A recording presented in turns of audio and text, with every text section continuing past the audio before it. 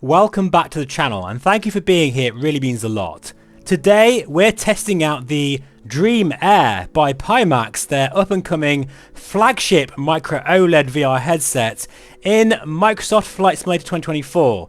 Now let's just go quickly through the specifications of this new VR headset, which has fantastic form factor. It has a resolution of 3840 by 3552, but of course the party piece here is they are Sony micro-OLED panels. More on that later.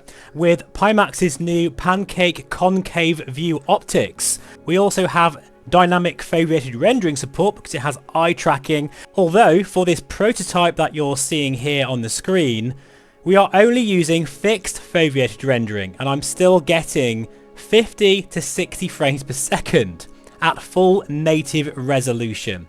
Pretty mind-blowing. Now it must be said, this is a prototype and I only had about 3.5 hours with the headset, so I can't really give you a conclusion of what it's like to live with.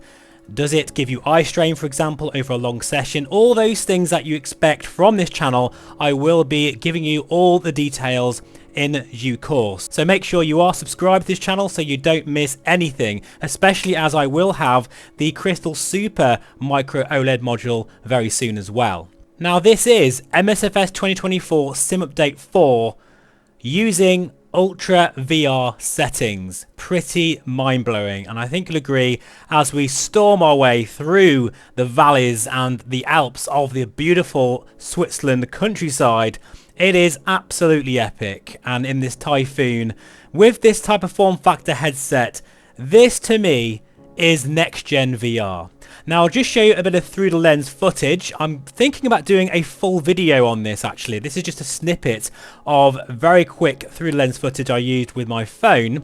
This is the Vision Jet, as you can see here. The main thing, one of the big deals for me with this particular panel is the fact that you don't get any Mura, something that is so important when you look at the sky, and also the pin sharp accuracy of those colors and the crisp sharpness is absolutely to die for. Really, this is the headset that could completely beat and blow out the water for me the Megan X Superlight 8K, which so far has remained my favourite daily driver and still is at the moment. However, I can't help but feel it is on borrowed time right now, because I have to admit I haven't been this excited for a new VR headset in a long time, and funny enough I'm more excited about the Crystal Super optical engine because that will boost better field of view, but in a headset with DMAS audio, which I think will be better than the Dream Air piped audio through the strap. That's just a guess at this point, guys, but it just makes sense. You're not going to really be able to compete with those drop down speakers, as well as inside out tracking, because this version I'm using for this particular test is using base station tracking. Now there are some things that I am a little bit concerned about. First and foremost is the brightness. In my particular demo, I was very underwhelmed by the brightness. It felt very dim. I have been rest assured though that this is a firmware bug. I am wondering as well whether my complaints with the black levels could also be due to this strange firmware version that was changed right before my demo, which was a great shame because I feel there possibly could have been some sort of glitch or bug within that particular firmware. I'm also a bit concerned that because it wasn't so bright, that maybe the lack of glare that I was seeing through those fantastic optics were due to the fact that this panel wasn't at full brightness. So again, this is just my sort of first impressions of a prototype which is forever changing, and that is very difficult to do on YouTube because what I'm telling you now is already probably out of date, or it could be changed for the full release or for a different firmware version. That includes the warping profiles as well. So this is a bit of a moving target right now for me to really pinpoint on how I feel about the headset, other than to give you my excitement of what it could be. The potential for this headset is absolutely massive, but they do need to deliver. For example, something else I noticed in the peripheral of my vision, in the sort of 1 to 2% of the display, was color fringing, which is sort of like a darkening and perhaps brown tint on the edges of the display. That is something quite inherent with a lot of micro OLED displays. I think perhaps my eyes could be a lot closer to those lenses, giving me even further sort of field of view. Talking of which, you can change the binocular overlap. I did that in my first impression, so go check that out. I tried 3 different variants with 112 degrees field of view right down to 103 degrees. My personal preference was actually 107 degrees with an 85% binocular overlap, I think it was. That felt quite comfortable for me. But you know, when it's all said and done, folks, I am so excited for the combination of the panel and optics.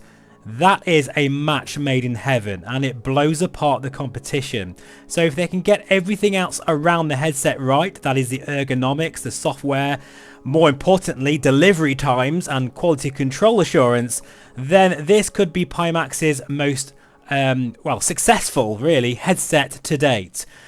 I think for us flight simmers out there, I have a feeling that the Crystal Super with the micro OLED optical engine, which will be very light in that headset, will feel more comfortable than this smaller form factor.